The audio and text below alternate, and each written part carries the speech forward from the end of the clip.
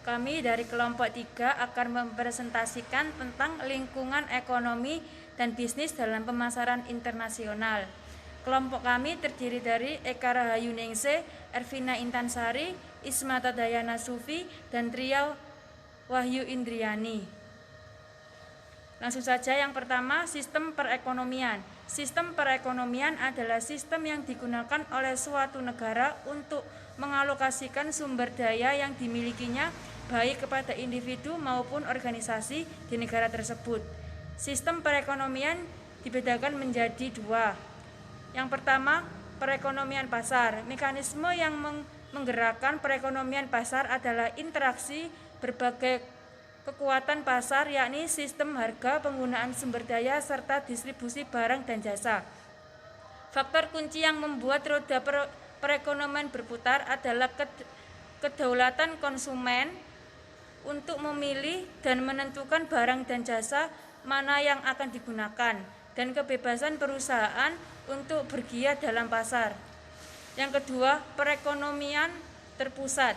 Dalam suatu perekonomian terpusat, dampak kekuatan pasar adalah terbatas. Bagaimana sumber daya digunakan dan produk didistribusikan ditetapkan oleh berikut penerimaan pusat. Agar sistem ini berfungsi, metode perencanaannya kompleks dan kepemilikannya publik atas alat-alat produksi adalah esensial. Sistem di mana individu diberi begitu sedikit kebebasan ekonomi adalah komunisme. Perekonomian komunisme ditandai oleh kepemilikan publik atas faktor-faktor produksi dan alokasi sumber daya yang terencana. Selanjutnya akan disampaikan oleh Eka Rahayu.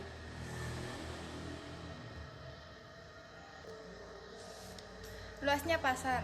Luasnya pasar untuk produk yang ada merupakan fungsi dari variabel-variabel tertentu, dan penentuannya membutuhkan suatu analisis khusus.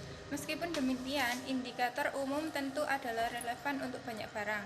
Indikator tersebut adalah 1. Populasi, 2. Pendapatan, 3. Distribusi pendapatan, 4. Pola konsumen. Selanjutnya akan disampaikan oleh Mbak Tria. Bentuk-bentuk perekonomian. 1 yaitu perekonomian terencana. Ada 2 bentuk utama perekonomian terencana, yaitu komunisme dan sosialisme. Sebagai wujud pemikiran Karl Marx, komunisme adalah sistem yang mengharuskan pemerintah memiliki dan menggunakan seluruh faktor produksi. Sedangkan untuk sosialisme melonggarkan peraturan dan memperbolehkan perusahaan swasta mengontrol faktor produksinya sendiri. 2 yaitu sistem ekonomi tradisional.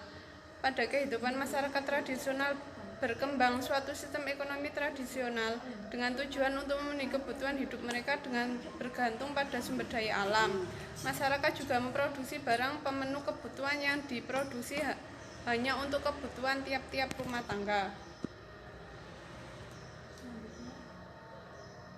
3 yaitu perekonomian pasar. Perekonomian pasar bergantung pada kapitalisme dan liberalisme untuk menciptakan sebuah lingkungan di mana produsen dan konsumen bebas menjual dan membeli barang yang mereka inginkan dalam batas-batas tertentu. Sebagai akibatnya, barang yang diproduksi dan harga yang berlaku ditentukan oleh mekanisme penawaran permintaan. 4 yaitu perekonomian pasar campuran. Perekonomian pasar campuran atau mixed market economies adalah gabungan antara sistem perekonomian pasar dan terencana. Yang terakhir di sini kerjasama ekonomi internasional. Kerjasama ekonomi internasional merupakan suatu kerjasama dalam bidang ekonomi yang dilakukan oleh suatu negara dengan negara lain yang saling menguntungkan. Kerjasama ini dapat melibatkan dua negara saja maupun lebih. Manfaat dari kerjasama ekonomi internasional antara lain: yang pertama, meningkatkan pendapatan negara; yang kedua, menjaga kestabilan harga dalam negeri; yang ketiga, memperluas ketersediaan lapangan kerja; dan yang keempat, mempercepat pembangunan nasional. Demikian presentasi dari kami. Apabila ada pertanyaan bisa ditanyakan di kolom komentar. Assalamualaikum warahmatullahi wabarakatuh.